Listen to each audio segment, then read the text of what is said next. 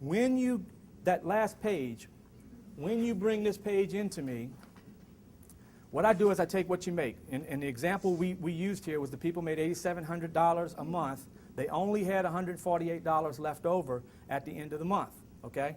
I took the $148, and one thing I had to do is I had to build them a emergency fund because they had no money in savings. So they had to get an emergency fund. So that $148 every month went into their savings, every month. So their budget was balanced. They were making 87, they were spending 87. 148 was going into savings until they got $1,000.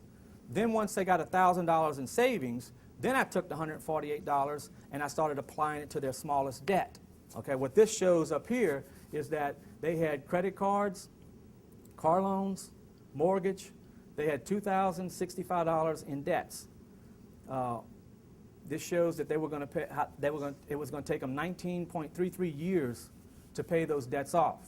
That's with their mortgage. Okay. With my plan, the same $2,065 paid their house and everything off in 7.5 years. Same amount of money, except we stopped that interest from being front-loaded. I know it doesn't make sense when you see it, but this is a computer system that put this out. Instead of paying 12 payments on their credit card, they paid 4. Instead of paying 7 on their car, they paid 6. Instead of paying $232 on their mortgage, they paid $90. You see what their balances were? But you see here they paid $193,000 for the house instead of $323,000 for the house. So actually what you're saying is you sent That $148 went to their first debt, that first credit card, or whatever that first debt was. So their $148 went to this credit card right here, which their minimum payment was $75. They were paying $148 plus the $75. So they got that debt freed up. So then they had $148 plus $75 that I took and put to the next loan, which paid that one off in seven years. Because when I took the $148 and the $75, it went straight to principal. And the thing about annual percentage rates is they're not set in stone. If you buy a $200,000 house, you don't have to pay $414,000 for it. You're paying it because they're basing it on what the price that you purchased or what you financed. If I take $148 into $75 and send it to the company that I have my car with and say, apply this to the principal, it changes the whole term of the loan. So all of a sudden, everything changed. All the interest and everything changed. Once they finished that step right there, I had $590 on their car, the $148 that they had extra, and the $75 all together. I had roughly close to $1,000 every month. That was extra now. Okay, budget was still balanced. At that step, I take that $1,000 and I say for the next 6 months, start putting that in savings. So you put the $1,000 in savings every month. $6,000. If you want to go 12 months, you go 12 months. You got $12,000. But your budget's balanced. Once it's balanced, we take the whole $1,000 extra dollars and we put it towards this mortgage. So what it does is every month you pay in $1,400, $1,000 is going to the principal. So all of a sudden, instead of or getting an interest rate on a $200,000 house, you paid $1,000 to the principal. Now it's $199. Next month it's $198, $197. So all of a sudden it's accelerating, and some of this $1,400 is going to principal too. You don't have to think about it because I actually build the plan for you.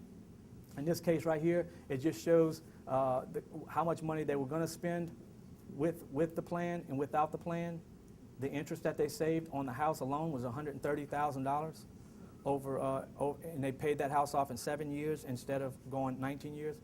But the thing that's really exciting about when somebody pays off debt is that they now have $2,085 every month to put in savings. Instead of being overwhelmed in debt, they're putting $24,000 a year in savings. They own their house, they own a car. People often ask me, well, Steve, how am I supposed to finance a car if I'm paying cash for everything? Couldn't you buy a car with $24,000 every month? So literally, anybody can live off cash, and it's the same reason the banks do what they do, to give us something faster instead of waiting to pay for it over time. What I do for you when you bring this paper in is I build your plan. What this is their credit card. They had remember the $148, and the 75 was $223. So they were paying $223 instead of paying the 75 to their credit card, so the credit card was paid off in 4 payments. And you see there. Now, if you look here, their car loan was $590 every month. But after this money was freed up here, you can see here, some of it went in this month to pay the car. And then the next month, all of that money went into the car. And then the next month, they only had $460 left, so the car was paid for. Now the car is debt-free. They own it. They own the title. If you look at their mortgage, they had $1,400 mortgage all the way up to here, but then they have $2,213.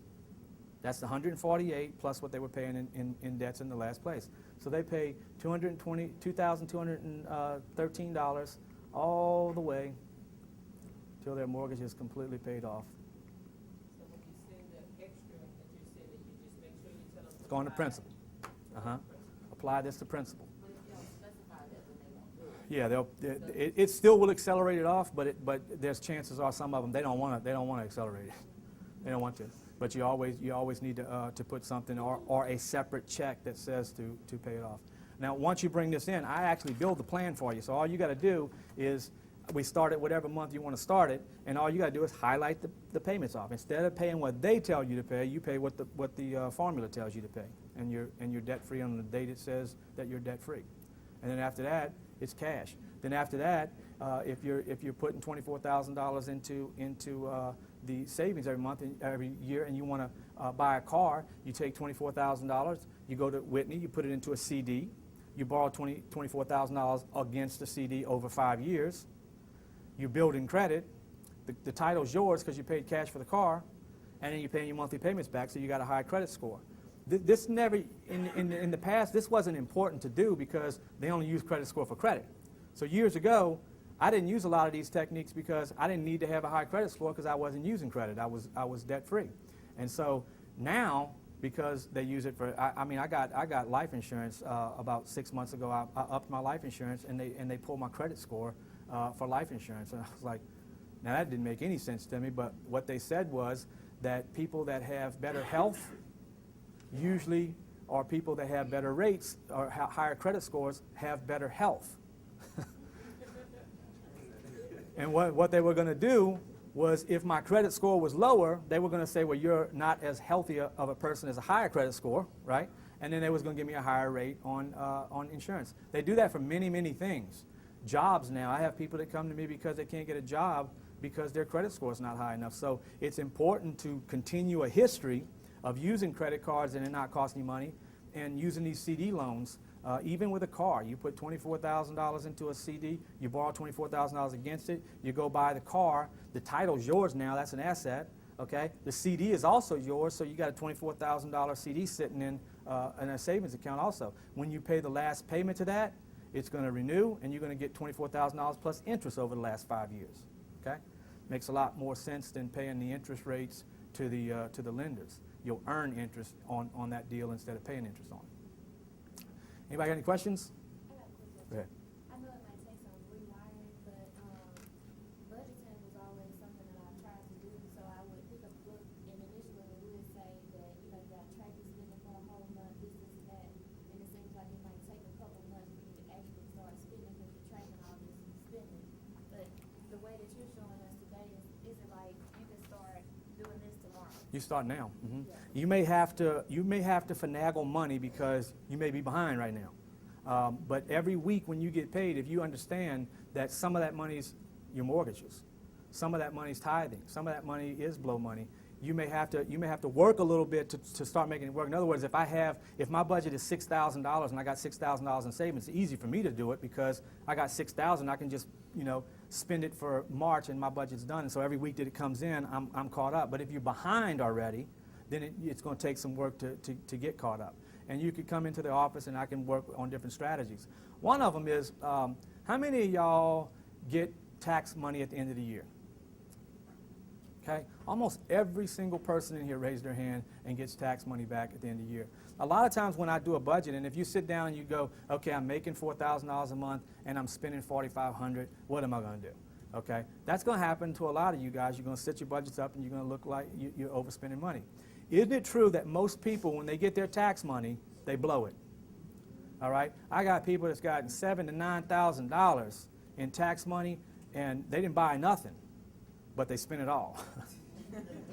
You know, they don't have anything to show for it, and it happens all the time. And it's because people look at that as like you got a bonus. When if you're spending $500 more than you're making, that bonus was for the $500 that you was overspending it all year around. What my suggestion is, if you have tax money, first of all, would anybody give me $7,000 and I don't have to pay you any interest and I don't have to pay you back for a whole year? Would anybody do that? It's exactly what you're doing when you get $7,000 back on your income taxes. You're giving Uncle Sam a complete loan for a whole year, and it's completely interest-free. He won't do the same thing for you. If you owe him $7,000 in taxes and you don't pay it on the day it's due, you got penalties, interest, and all that, right? So it is insane for people to get $5,000 to $7,000 in income tax money back on income tax time. What a better route would be was, especially when you do your budget, you sit down your budget and you say, okay, I could have used an extra $400 or $500 a month. It would be a lot less stress on me if I had an extra $400 or $500. And it's simple. All you do is you up your dependents at work. You up your dependents on your taxes, on your tax forms.